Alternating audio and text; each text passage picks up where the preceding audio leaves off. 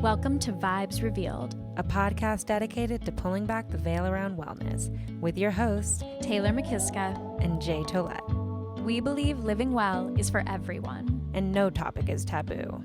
Join us on our journey as we redefine what it means to be truly well in a modern world. We're celebrating everyday magic, but always keeping it real. Let's vibe.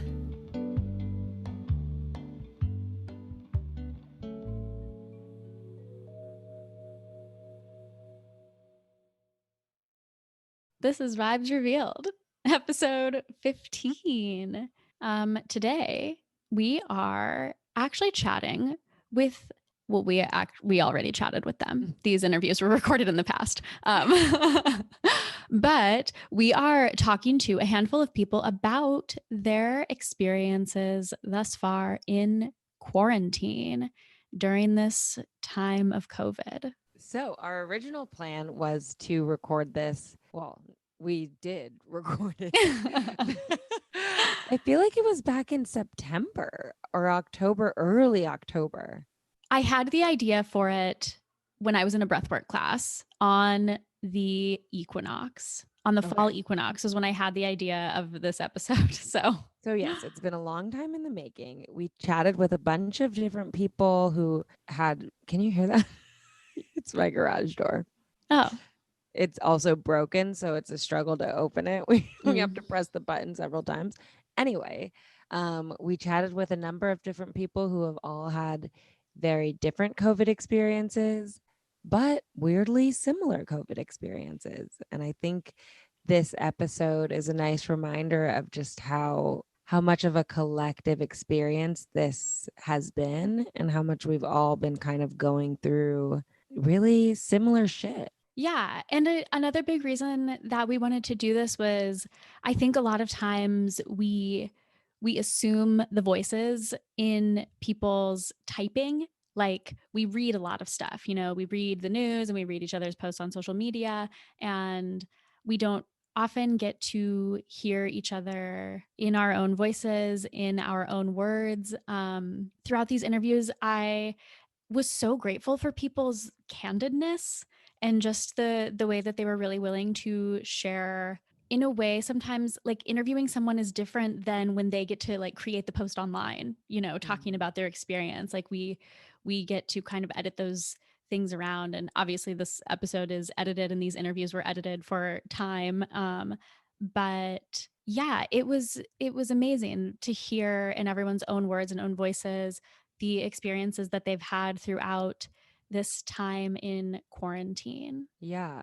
And I think, on the subject of us launching this several weeks after was originally intended, it's interesting that it's falling at this time because we are now in a second wave of COVID. Lots of countries are going back on complete lockdown. I have friends in Germany who just finished their last days at work again before going into complete isolation, and we're seeing the highest numbers that we've seen in the US, and the numbers are pretty bad. So I think as much as it's interesting to listen to the progression of our experiences and how things have changed, it's also a good reminder to be like, oh wait, this thing is still here and it still has to be dealt with in ways that are safe and smart. So just reminding everybody to be safe, reminding everybody that we're not doctors,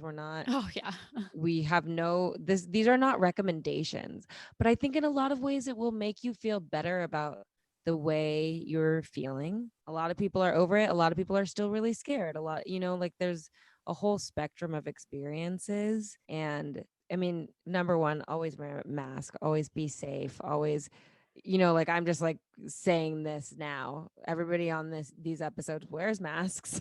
And they're happy about it and they're still being safe, but there are a lot of ways where we're just learning to live with COVID now. And I think that's like the phase that we're all in, because I don't know, you'll hear, I guess. Yeah. I definitely want to talk about our takeaways and kind of how we're both feeling after we listen to these interviews.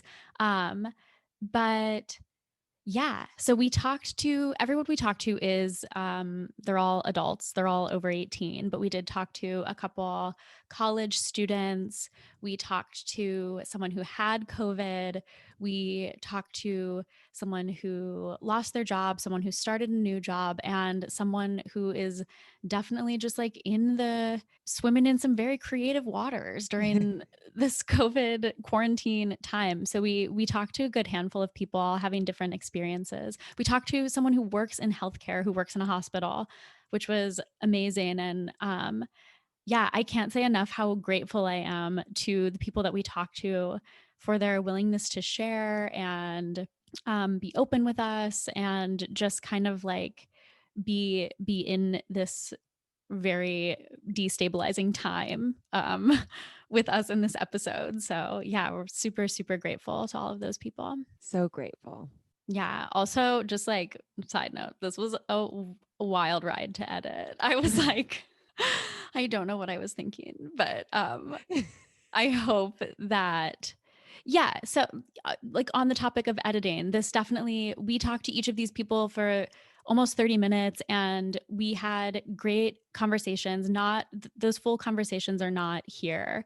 These were just like edited down so that we got to hear a little bit of everyone's experience. So, as you're listening, this was definitely created with the intention of building some compassion and hearing everybody's stories in their own voices. So, as you're listening, definitely keep in mind like, this is not the full scope. These bits are not everyone's total experience. And I hope we can all just have a little grace with each other around that. Lovely. So, I guess that's it. Here you go. These are some some moments from quarantine. I would say at the beginning, I was very much like, okay, if I get COVID, like I'll get it and I'll either be okay or I won't. And then I actually got it. Well, March 15th, I was supposed to bartend and I got the call from my boss and was like, yep, bar's closed indefinitely. I was like, all right, well, guess I'll just hang out. You know, I didn't think that I would lose my job. I thought he was going to continue to have me come in for a while. Then Easter, I think, like the day after Easter, he goes, because he wasn't paying me on time, like every week, like he would have. He then goes, you need to sign up for unemployment. It was very jarring because I was in an entirely different city when I found out that my school was getting shut down, and then my roommates at the time, their parents lost their jobs, so they suddenly weren't able to pay the rent, and we had to try and get our lease terminated. I just started a new job. So there was that uncertainty of, am I going to lose my job that I just got? So there was a lot of pressure to overperform. All of these things are happening and you just have to like be thankful that you even have a job at this point. My finals just kind of got like canceled and so yeah, that happened like a good, I want to say 2 weeks before we actually weren't allowed to really go anywhere anymore. Yeah. I obviously didn't expect when it first happened that I wouldn't be returning to campus this year. I kind of thought, oh, this will all at least blow over by this school year. But, you know, I've definitely come to terms with the fact that it's not. And I have mixed feelings. On one level, I feel like I'm losing a lot of my experience at UCLA, which is such a beautiful campus and such a special place. And I'm not really getting to enjoy it, but at the same time it's also saving money as well because I was spending a lot on Lyfts and Ubers, etc. So mixed feelings. Pretty much all through March and April, it was like, what do we know about this? What changes need to be made in kind of this like crisis sort of situation? And like my schedules shifted like 180. And I was working like 12-hour shifts, like 6 days a week, really in those early periods where we weren't really thinking about what's sustainable. Like we didn't really expect that this was going to be a months long kind of situation. I think everybody felt that in those times. We did lots and lots of working out the first month, lots of working out. And then also lots of family meals, It started out as a really bad headache, and I don't usually get headaches like that. And it continued, and it started out as pain, like body pain, and I have chronic pain, so it kind of manifested in that way, where all of the areas that my body typically hurts, it just hurt a lot worse, and it kept getting worse. So at first I didn't really know what was going on, and then it started turning into I got the fever, my chest would get uncomfortable. When the respiratory stuff started happening, that was probably a week into it. That's when it started getting scary. My mind is still in March. The fact that I'm in October is insane. The fact that I turned 28, in June is like, and even then I was like, oh my gosh, okay, that's crazy. Well, we'll see how this continues to go. And it's just like, I'm definitely healthier than I've ever been because, I'm not like going out, touching people's germs, making out with strangers, things like that. They marginally reimbursed us. I think I got back like $900 out of the $12,000 Yeah, for I tuition. think I got a total of $600 or $700. But we're getting absolutely no. It's absurd. It's we're ridiculous. Getting no resources. I'm honestly getting an education I could probably get off watching YouTube videos, and we're paying the price of full college tuition. Nothing is really changing, even in terms of like, I'm lucky as a gender studies major that a lot of my teachers are very compassionate and understanding, but I hear from other people it's like no one's changing the way that they test, the way the assignments, and it's like, how can you do that when the entire system of the way that you learn has changed so much? It's crazy. Yeah. I literally woke up one morning and my boyfriend decided that he didn't want to be with me anymore. Outside of just like being in a pandemic and not being able to see your friends and go to your girlfriend's house and drink wine and cry and have that, support. Instead, I was in the same house as him for a month. Usually when that would happen, you would like go stay at a friend's house or like go and be outside of the house. And that was just not possible at that point. Working in psychiatry, most of the patients who I see who are COVID positive are actually not coming to the hospital for COVID. They have to be screened for COVID before they can be admitted to the inpatient psychiatry unit. Like we talk about a second wave in terms of like the second wave of COVID after some period of recovery, but another way of thinking about the second wave is like the second wave of the COVID pandemic is like the mental health crisis that is inevitably following. And that's really what we're seeing now. What I see like in a day-to-day is like people decompensating from mental health conditions in the context of COVID. Our next question is, what has your emotional experience been during COVID? I felt really alone and confused. And when I was sick, I didn't leave my house for an entire month, stuck inside my house, and then ultimately kind of afraid to leave my house even after I got better.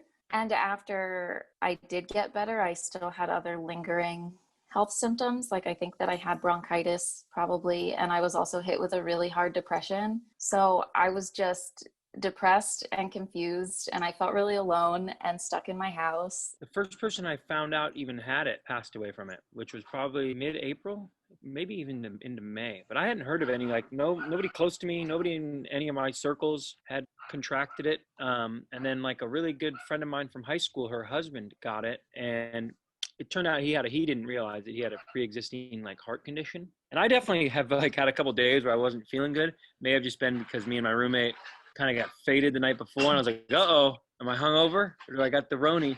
But yeah, no, I haven't had a serious like connection with the disease in terms of having lots of people or people super close to me having it, except for just, husband of a friend.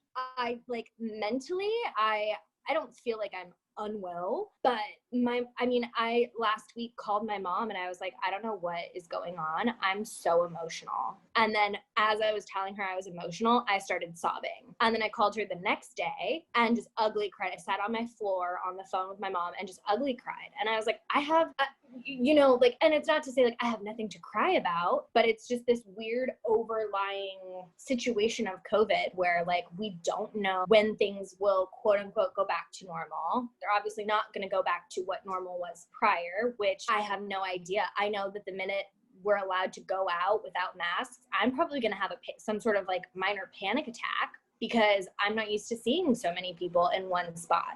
I don't know. I honestly wasn't too unhappy about the idea of being home because it saves a lot of money and I have a lot of friends here. Similarly, I was in a relationship at the time that was slowly, that I could feel was kind of coming to a close. And in a sense, having to like face such a large change in my life just through COVID kind of catalyzed my ability to really make a change in my relationship. And it kind of gave me the opportunity to end it in a sense, or to break up with my ex-girlfriend. So no, it was definitely, it's all been a massive change. It really has. But I think it was kind of in a sense a good thing because it made me reevaluate a lot of things in my life, just because if you're facing one change, you might as well jump full force into figuring it all out. It was just like a clusterfuck of all of these emotions. I have to be strong for myself. I have to, especially working at home is like, and going through this, all I wanted to do is just like be in bed and be depressed and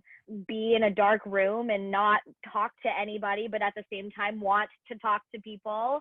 And and you can't really do that. I have to wake up at the same time every day. I have work to do. I have to walk my dog. I have to do all of these things and create a routine for myself. So what am I going to do? Am I going to sit here, wallow and be depressed? And I decided, no, that wasn't going to be me. I started working out every day. I started eating better. I started teaching myself how to cook. Yes. Learned about myself and learned how much stronger I can be when I rely on myself and not on another person. Looking back, I was like, I was not as happy as I thought I was. I am now not living through life in rose-colored glasses. At first, I was honestly pretty happy to get to just be inside, which I know is a really privileged way to think about it, of course, but it was nice to just be able to be lazy and not have to worry about going places. And it definitely also made me realize how much I do kind of value being by myself, which I never really thought about before because I've always thought of myself as a very extroverted person. But also as time went on, it got more I felt more isolated and things like that. I feel like it's kind of hard for me to think about my own emotional experience with it because every day, like my day-to-day is so intertwined with my patients' emotional experiences, and a lot of them are very much colored by COVID. 8 to 5 every day, I'm talking to people, person after person, and asking them like that exact question in terms of what their emotional experience has been. And a lot of times, I don't even have to ask that question. Like it comes up organically because it's the reason for them coming in, or it's the reason for them wanting to increase their medication or need more therapy, or reestablish care with psychiatry after years of like being quite stable and not needing kind of as frequent visits or medication at all. I think it makes sense for a number of reasons why this is so destabilizing for people who already have depression, anxiety, substance use disorders. If you think about like the support systems that people rely on, the coping skills that people rely on, the structure and the routine of their days that people rely on to keep everything under control and to keep their mental health stable, all of those things are entirely destabilized by the pandemic and everything related to it. Work loss, financial losses, family stressors, isolation, lack of social support. All of those walls that really prop people up have come crumbling down. And so my day-to-day is really managing that with other people and kind of holding their hand through it. And so I can't really separate my own emotional experience of COVID from that. Yeah, it's really destabilizing. I think, in some way, like as a positive kind of spin on things is like, it does make you think about what you rely on in terms of like what you really value and the things that we take for granted a lot of times in what keeps us feeling safe, keeps us feeling healthy, keeps us feeling connected. A lot of times it's not until you lose those things that you realize actually how much they ground you. And it kind of makes you reexamine your priorities as well in terms of like, what's worth taking what risks to maintain those connections, maintain those support systems. Our next question is, what's been the biggest change for you? I've been out of work for a while. I found that I just didn't feel comfortable being around people anymore. And I used to love that. Yeah. So that was almost kind of scary to me. Like something that I really loved and enjoyed now was something I was kind of terrified of. And I want to hang out and I want to go out and do fun things, but it doesn't feel like the right thing to do. I mean, I have a clothing line that's pretty fun. And I started like making masks when this all happened, and like they're pretty cool and people really liking them. So then I just got super wrapped up in like the production of all those. And then I'm doing all the shipping and all the like fabric shopping. So I got really busy with that stuff, which was fun. So I wasn't like cooped up in the house. But no, I've stayed super busy. I've stayed super active. I think one of the biggest changes I started just going on tons of bike rides, which was nice. And like I like doing night bike rides. Get a little high and go on a nice night bike ride, which is always good. The biggest change is the fact that now I'm living on my own. That's really been kind of, I mean, it's different. It's weird. I feel like I'm doing pretty well. Like I don't feel like I'm lonely and I live all alone, but it's just weird to go like, oh, hey, do you want to watch this? And then I go, Hamlet, my dog, do you want to watch this? I don't really care. I get to make the decisions because no one else is going to, no one else is here to choose. I think mine's kind of an obvious one. So as I stated before, I was in a relationship for about 3.5 years. And in COVID, basically, because we were living together in another city, I probably wouldn't have ended the relationship, mostly because logistically it just didn't make sense. But it kind of COVID allowing us to come home, giving me the assurance that she's in a city with her family around, it kind of gave me the opportunity to do this. And since then, I've been dealing with that, obviously. I know that's not specific to COVID itself, but I do think lots of people, totally.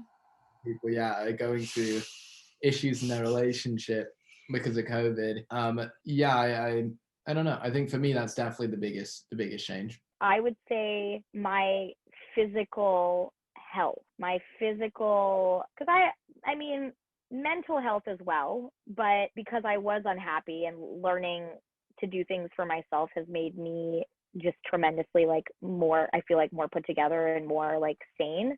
But I think the biggest change would probably have been my body transformation. I would have never thought, and now I'm looking at myself in the mirror, I'm like, hey.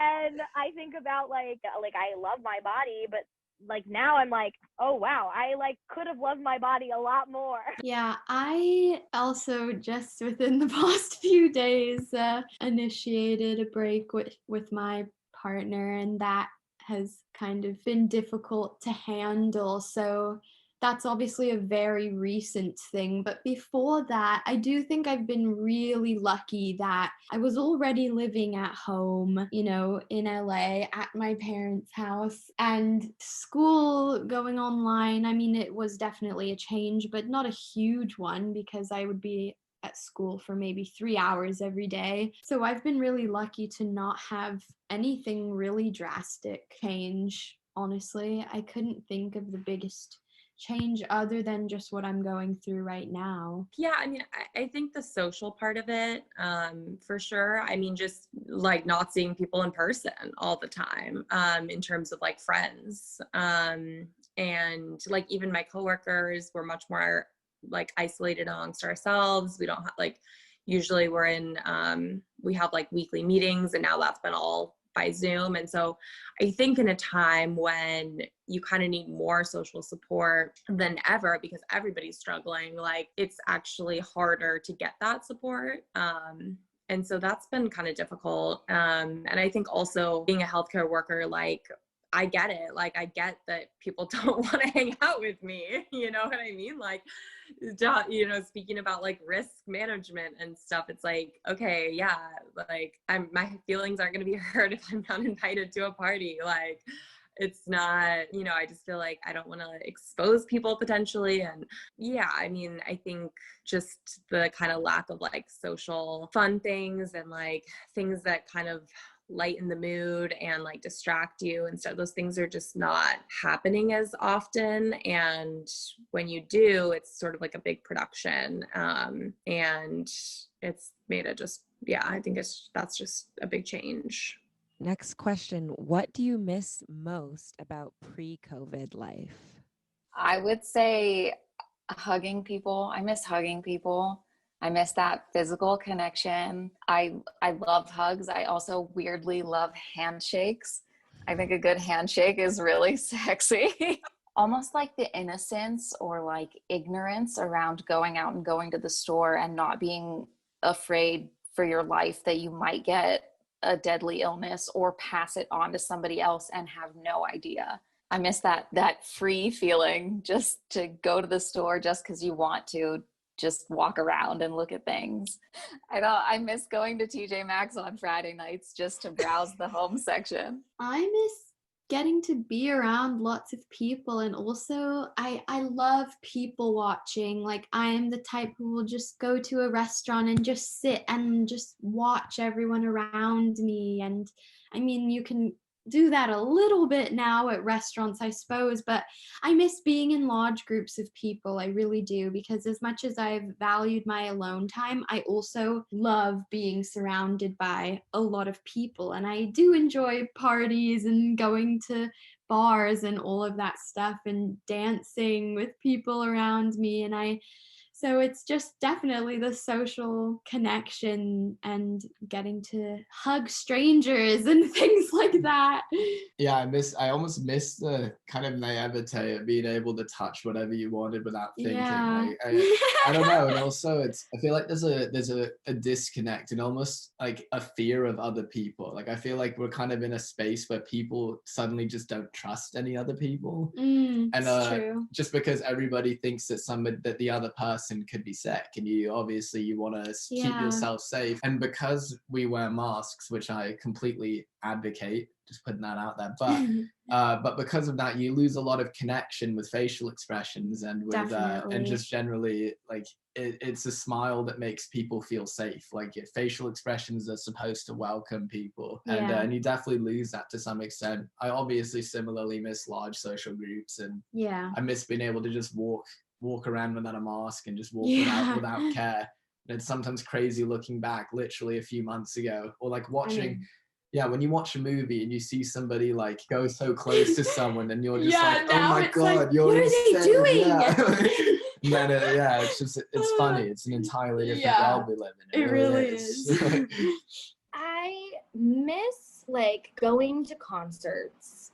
And like, you know, I miss seeing my friends, but that is something that now we've kind of all worked out a way to see one another. But it's like there's little things. Like, I never was one to like love to go to a movie theater, but would love to go to a movie theater now. I miss like going to museums. It's just the little things that I obviously took advantage of and didn't realize in the moment. Like, yeah, you can just go to a museum. You can just like pop in here, pop in there. It's like the other day I tried to go to the 99-cent store because I needed a dustpan. And that ended up taking an additional, 15, 20 minutes.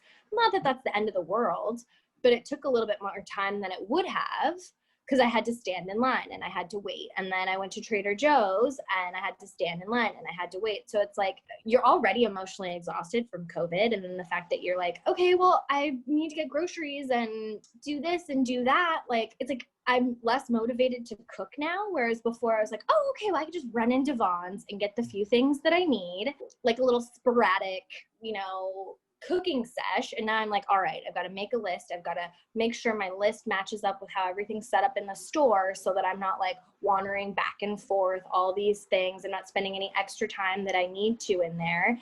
And it's partially because, one, I don't want to get sick, and two, because I'm trying to be, mindful of the other people that are there. It's like they don't want some, random girl just like lurking around the corner because she forgot to get her produce and now she's in the meat department. It's like, and it's at this point, like, I don't want to be in the grocery store, wandering. Like, it used to be like a fun thing where I was like, yeah, I'll just kind of like go to the grocery store, see what talks to me. And now I'm like, nothing's talking to me. We've got a plan. and we need to execute it. Now everything is more work, and it's like, I shouldn't be exhausted, but I'm like, I'm exhausted and all I did was go to the grocery store today. I just miss going to a bar and just going out with your girlfriends and just like hanging out, not necessarily even just like going out to meet guys or girls or whatever. It's just like having that interaction without stressing about like, oh, you can't have more than 6 people at your table if you're going to sit at this restaurant. And or like all of like our great, like all of these great places are closing. Like that's another thing, like all of our watering holes are all closed.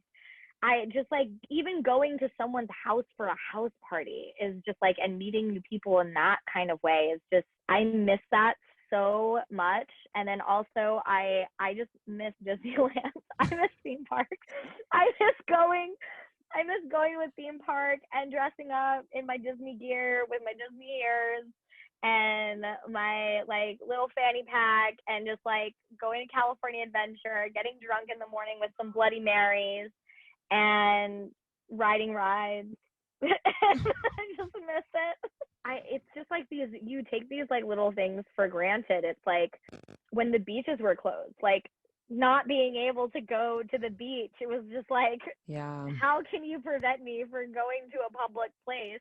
And man, thank God the beaches are open again. But like that was touch and go for a while. Next question.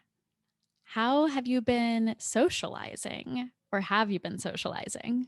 No, not going anywhere. I go to the grocery store once a week, and occasionally if I need to go to another store, or I've had some health things, so if I need to go to a doctor's appointment. But a lot of what I've been doing has been over Zoom or video chat.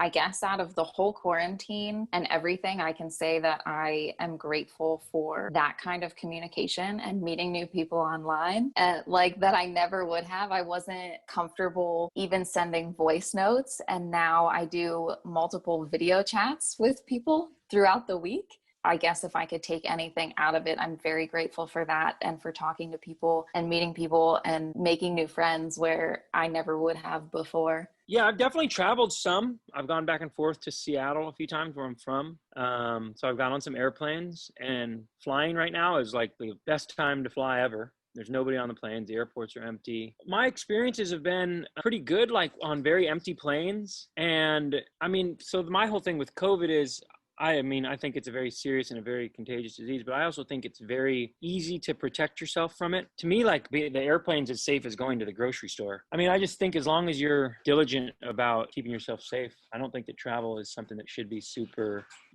viewed as super unsafe, because I don't think it is at all. Especially because I've probably gotten on 5 planes and I've been tested every time I fly. I come back and get tested. I'm 5 for 5 on those. But for the most part, I've really just stayed in a very small little cell of homies. There's like my 3 closest homies in LA, but we've really kept it pretty small. There's like basically just 3 of my homies, and kind of just trusting them to be on their best behavior when they're not with me. We have been socializing. I think at first we really weren't seeing anyone, but we have a very small group of really close friends that we continue to see, and we just hang out with each other, and that's just kind of how we've been doing it. Obviously, we wouldn't go to any big events of any kind or any parties or anything like that, but we have been seeing a very small amount of friends. I guess for me, the biggest annoyance was more the knowledge that there were certain people I couldn't hang out with because I couldn't trust them more than myself. Like, for instance, I haven't been going out and seeing a ton of people, but it's been very frustrating because there are loads of people I do want to see, but I can't because I don't think they're making good choices. Yeah, so that's I don't know, that's an interesting one. Yeah. Generally speaking, we made an effort not to see anybody who we really didn't know and care about. We're still doing that. Yeah, of course. If we know that someone's been going out or seeing lots of people, we definitely wouldn't see them. But at the same time, I I don't think it's healthy to be seeing absolutely nobody. Yeah, and there's also a bit of a risk versus reward thing where I have quite a few friends that live alone, aren't around any people that they're not around any people that are high risk or anything like that. In which case, they're a little more willing to do some stuff that say we wouldn't do, because at the end of the day, we come home to our parents in their early 60s, late 50s. So yeah, it's all about what you think you can do. I'll go to a friend's house.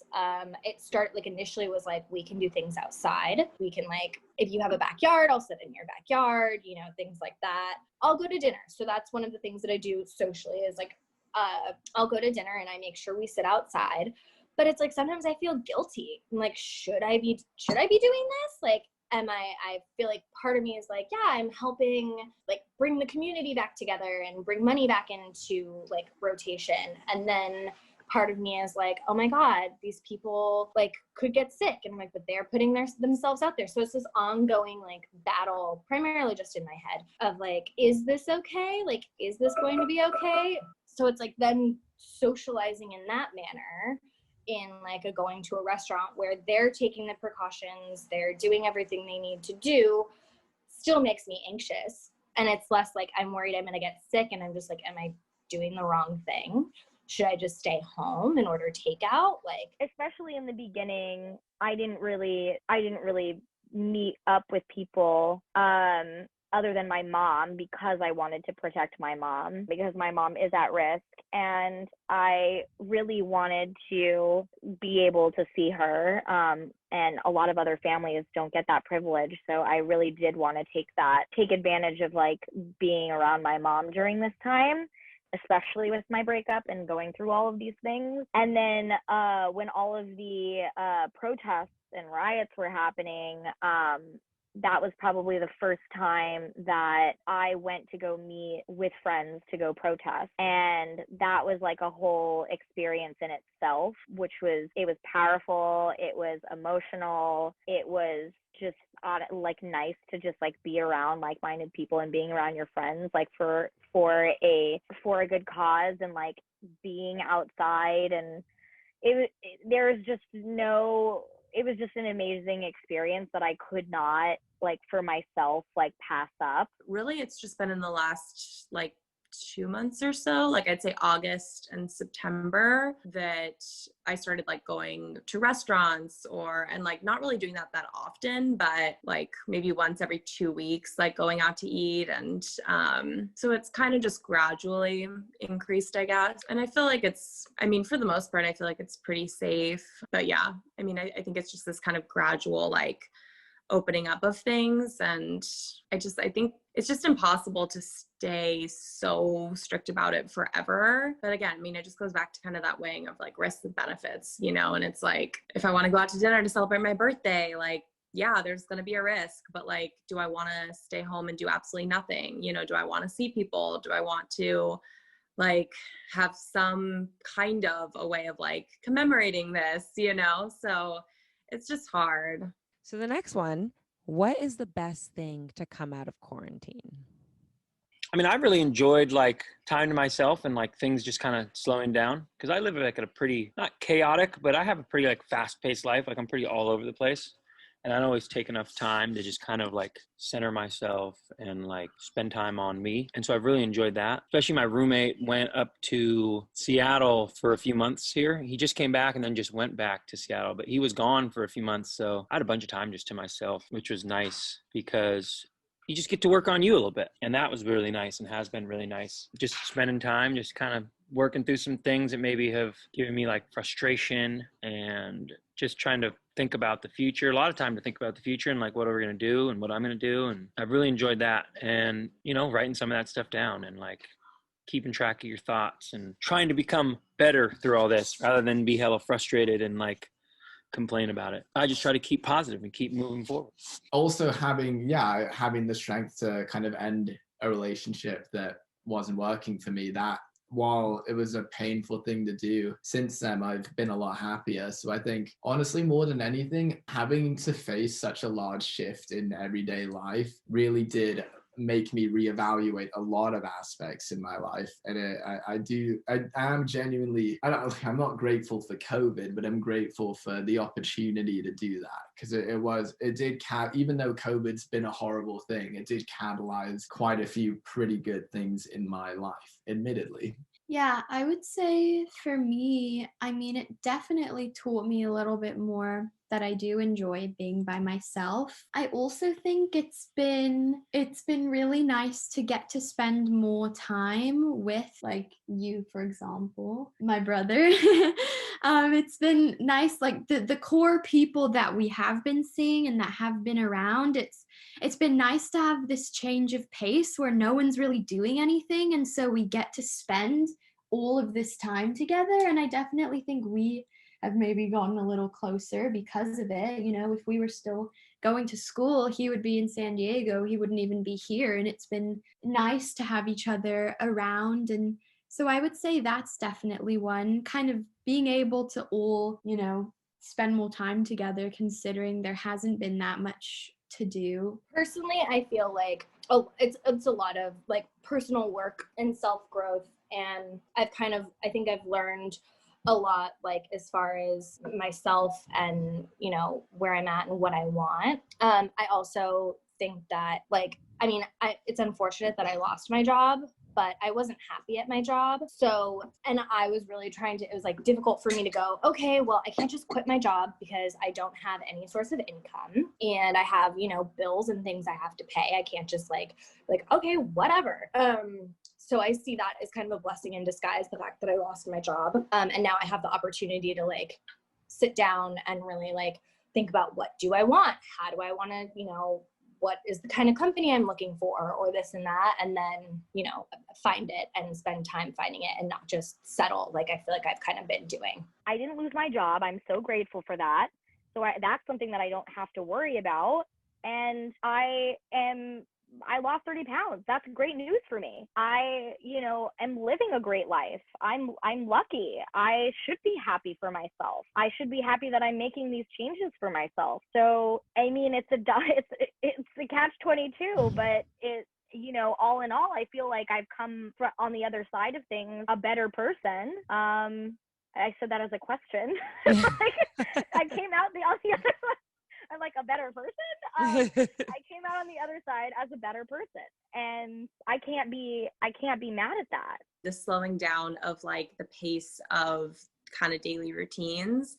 And I think that a lot of times, you know, just in the daily grind of things, we tend to put everything in the category of what I have to do, what I need to do, what people are expecting me to do. And we don't always examine, like, do I actually need to do this?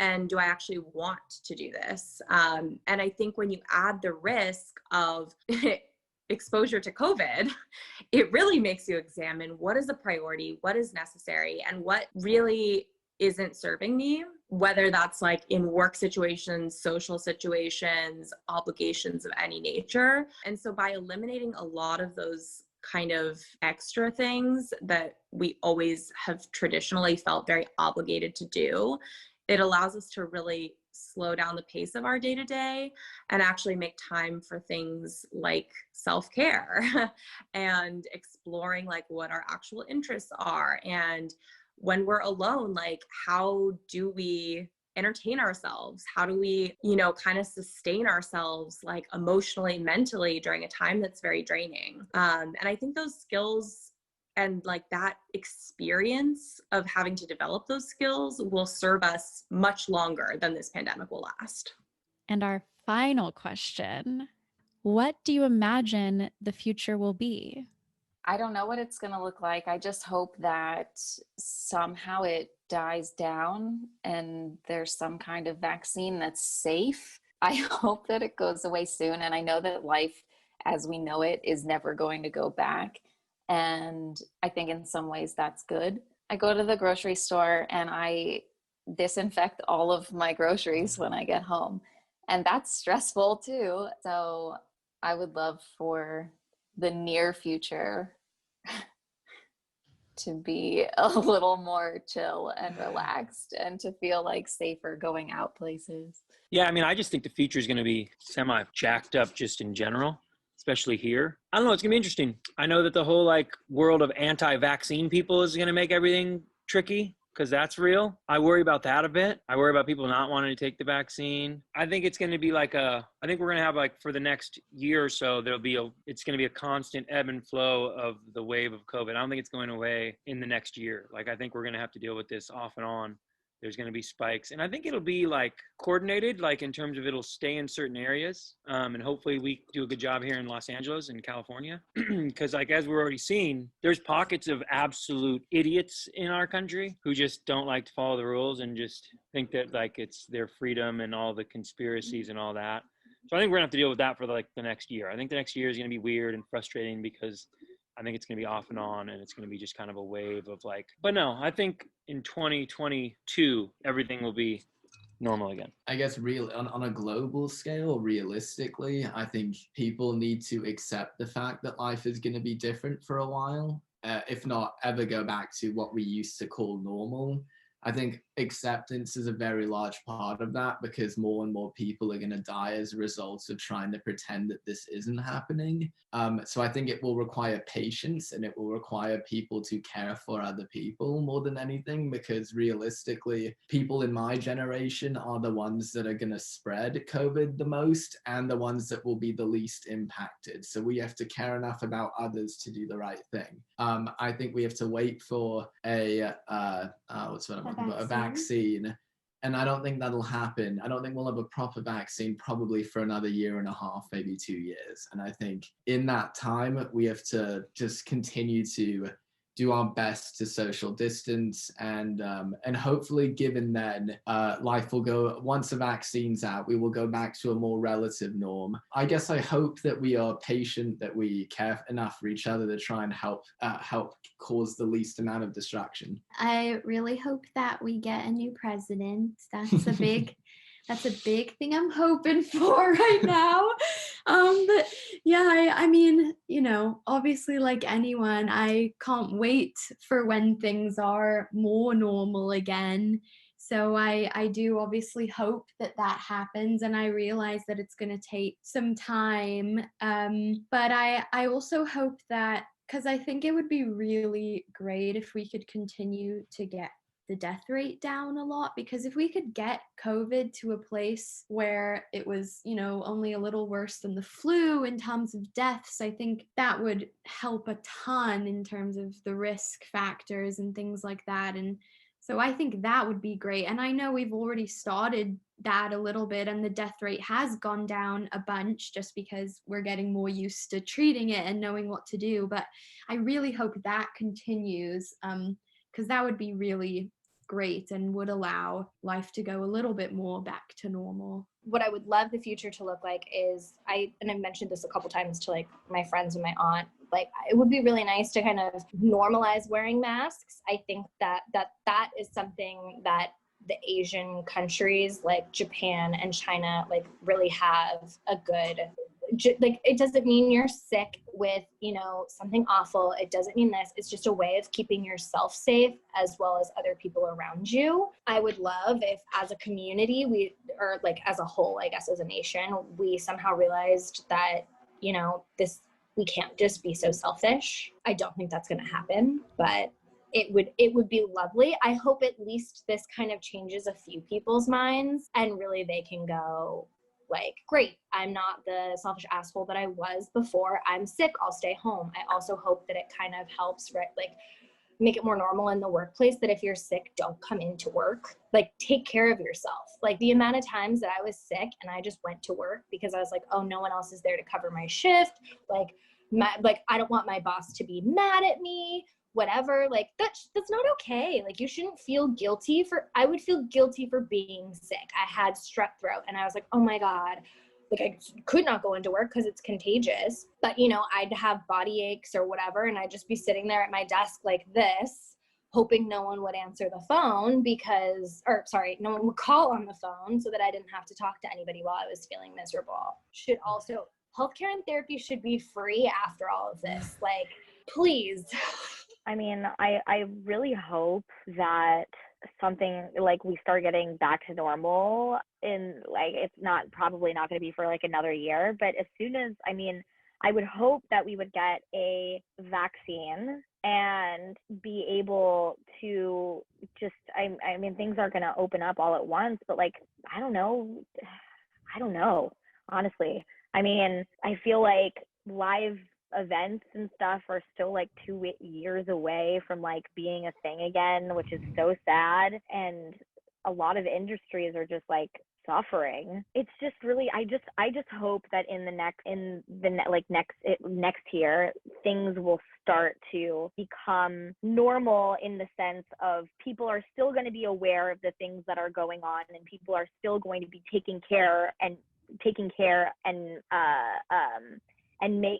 those precautions like wearing a mask or washing your hands, using hand sanitizer, just like clean, and keeping up with these things and respecting other people and respecting people that are at risk. But at the same time, like I just hope people can like see their families again. I feel like that's just like the hardest thing, to just be secluded and not being able to see like your parents, or like it's just hard. And I hope that at some point in the next 6 months or the next year, like that's going to change. I think that things will resume, but I think that there will be this period of time between, so whatever it is that kind of gets us over the hump of there being a significant acute risk of exposure, right? So whether that's a vaccine that works, whether that's a novel therapy that, really eradicates the virus, whether that's some degree of herd immunity, whatever it is, I think there will be a time when the risk of actual exposure is quite low, if not zero. And things will open up, things like festivals, concerts, mass gatherings of any sort. And I think there'll be a gap of time between when the actual risk is quite low and when people are actually feeling safe engaging in those things, because kind of the memory and the trauma of this time, and right now, like picturing what it would be like to be in a crowd at a festival is so panic inducing. It's almost like we've forgotten that that was an enjoyable experience at any point. Like the idea that close human contact with strangers used to be a pro and not like a deathly con. I think that that memory has now receded because of the acuity of this trauma. And so there will be a period of adjustment where just like our daily behaviors and our routines and the way that we like naturally have started to kind of socially distance, I think it will take some time before that goes back to normal. All right. So, listening through all of those, I was very struck by how similar and how different everyone is kind of handling this. I also think it's really important to note, and like we talked about this at the beginning a little bit, like we're still in it. Like Yeah. nothing about this is over, and this didn't make it into the final cut of the interviews, but the healthcare worker we spoke to talked a bit about that, like this is an ongoing trauma, that like we're still in it. We're still experiencing the trauma of this moment right now. So like it makes a lot of sense that we haven't been able to find necessarily like solutions or tie things up with a bow. And that's definitely like having these series of interviews. We weren't trying to be like, and now it's over and we've figured out how to describe how we feel about it. Yeah. I wish. Yeah. I mean, I wish there could be a wrap on COVID, but I don't think there will be. And like, it was no one that I interviewed, but I've even been talking to people outside of these conversations. Once I started having these conversations, I started kind of asking everyone about their experience during COVID, whether or not we were going to be on a recording. But there are full on businesses cropping up around the existence of this disease. And I don't think they're going anywhere, this pandemic. Like there are countries who shut down more or less eradicated their numbers, and now the numbers are right back up. The mutations are right back up. There are people who had antibodies and no longer have antibodies and are susceptible again, and it's just a mutating mess. So honestly, we're in the middle of something that like we don't even really know what's going on at all. Yeah. I know nothing that's going on. I'm about like COVID. I mean, I like know, like I know what the numbers are, but also I've like I have been super isolated. Like Yeah. I'm reading stuff constantly, but I feel like I have very little scope and like of how people are like really doing. Like I don't know. And it was interesting to have these conversations and just kind of go through all the levels of like how are you in different words, you know. I mean, I think something that's interesting is that everybody that we talk to in these interviews are single people. If you think about like it's not a very great representation of what's going on. We should maybe go Yeah. get the experience of the single COVID person, because I feel like even for you and me the experiences have been a lot different, and I think that maybe your experience would have been a lot different if you didn't live with Joey, you know? 100%. So like there's 100%. I think most of the reason why we've begun to take these calculated risks is because like we just can't be alone this long and be okay for our own mental health. So I feel like there's a lot of people who are we also didn't talk to any married people. And there's a lot of family units who are just now like, this is what we are now. It's just us four and like we're a family and we do everything together, and they're just stuck in the house. And it's safe. It's way safer to be like that. But I mean, like obviously it's not possible for everyone. It's not possible if you live alone. It's not possible if you're like young and you need to go to school but there's a lot of people who have just chosen to shut down the doors of their house and stay home. That's another experience. There's, I mean, also interesting to talk to people who really like live in rural areas where like some people are just like it doesn't really seem any different, you know? Like I had a friend who was living in Mexico and she's like doesn't really feel like there's a pandemic out here because they were just out in the countryside and it didn't really matter. There were no urban sprawls to be worried about people touching each other, and there's just such a wide array of experience that obviously we couldn't even begin to cover, but even just this slice was nice to hear like look at how different all these experiences are, but look at how similar they are too, you know. Totally. Yeah. Wow. I didn't even realize that we only talked to single people. I We also just talked to, realized that. we talked to uh, almost half of the people we talked to went through breakups in quarantine. Right. So if y'all need like a quarantine breakup support group, maybe we can put you in contact with each other. Quarantine breakups are seriously real. Also, shout out to everyone who's like trying to be dating during quarantine. That's new on my agenda. It's not okay. Count me out, but like here I am still doing it. Everybody look for me on Hinge. Why didn't your range? Extend it to Southern California. Oh, should we do an episode about your quarantine dating Oh experience? my God, that would be just like the pinnacle of shame for me. And no. Oh, I mean, who knows what's going to happen, but I'm glad we did this. I'm glad that we had all of these chats and yeah, I don't know, maybe we'll do another check-in and see how everyone's holding up. Yeah. I mean, everybody stay safe with the second wave, stay healthy. It's actually flu season now. So, Yeah. Yeah. I know. And I was thinking too, like, I'm sure there are going to be people who hear this and listen to this and be like, why are we still talking about this? Like, quarantine and COVID has dominated most of the conversations I've had for this year. Like, every time I talk to someone, it's like, it's hard to have a conversation without talking about it. Right. And honestly, there was something about that that felt kind of good to me to just be like, you know what? We're just going to fucking do it for a whole hour. Right. Like, and not pretend like this isn't the biggest thing happening in my Right. life right now, because it is. I mean, in our lifetime. Yeah. This is just the biggest thing. I mean, talk about what's the vibe. The vibe of 2020 was, and always will be COVID. So here you go. It's definitely not my favorite vibe we've ever had. It just is what it is. Speaking of what's the vibe. Yeah. We'll bring it back, and we'll end the episode with our favorite segment. What's the vibe? Do you have your vibe? I have mine. Yay! Okay, I have mine too. Do you want to go first? Sure.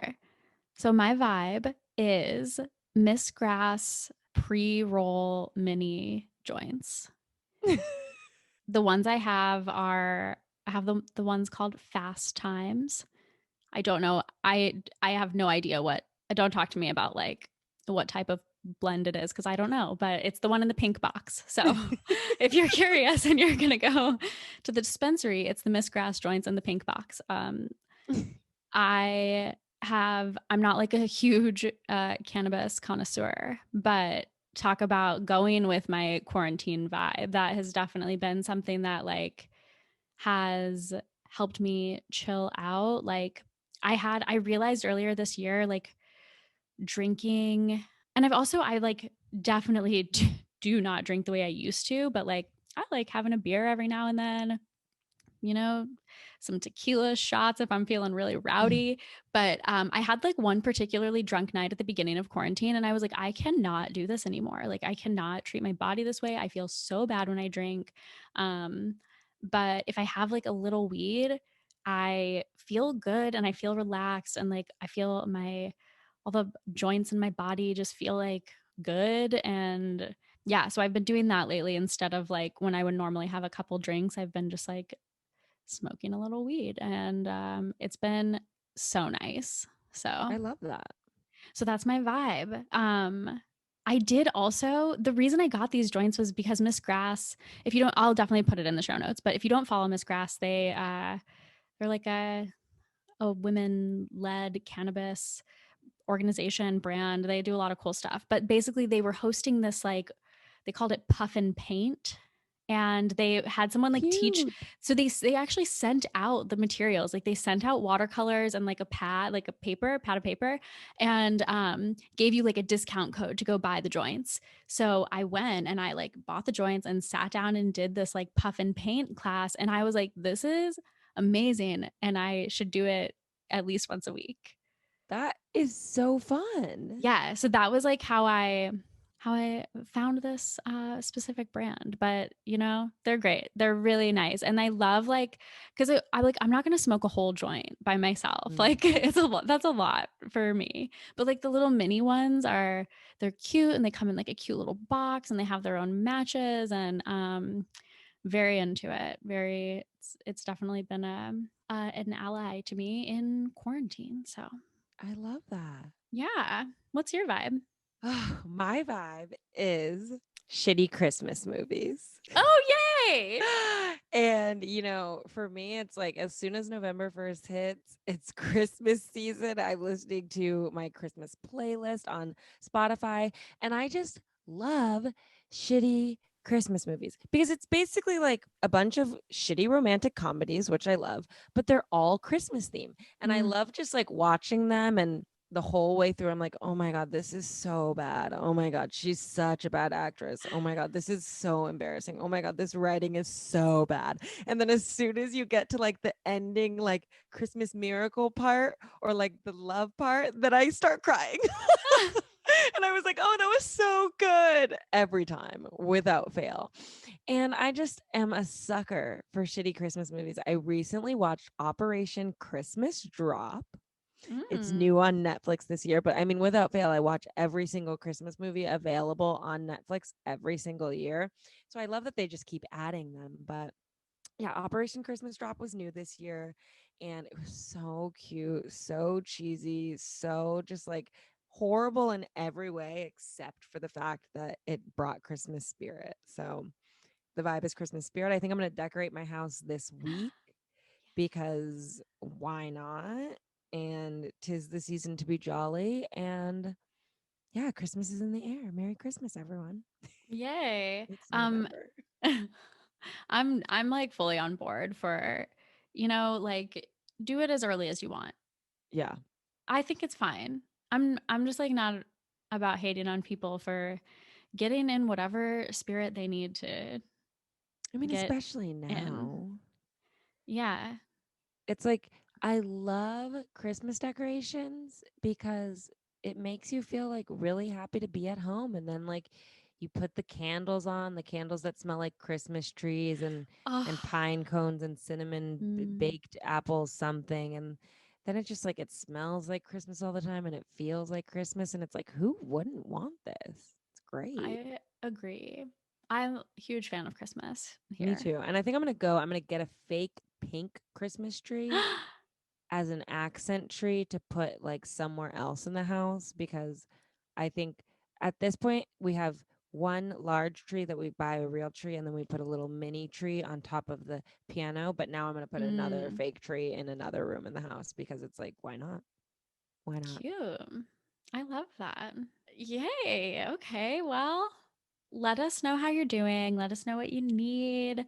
How let us know what's been really supportive to you during quarantine, or if you're still looking and, figuring it out. We definitely all are trying to just get through it. So, Yeah. yeah.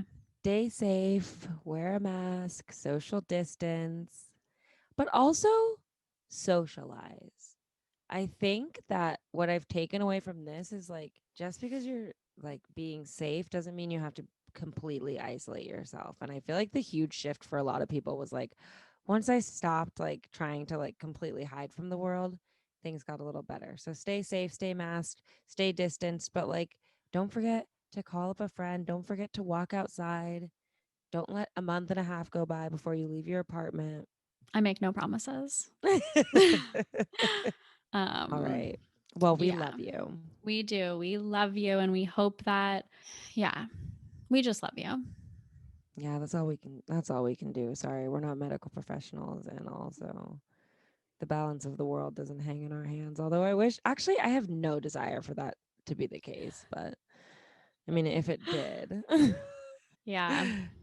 But yeah, we love you, and let us know. Let us know what you need. Let us know how you're doing. Let us know how we can support. And if you want to tell us about your time in quarantine, we're all ears always. So, okay. Love you. Love you. Bye. Bye.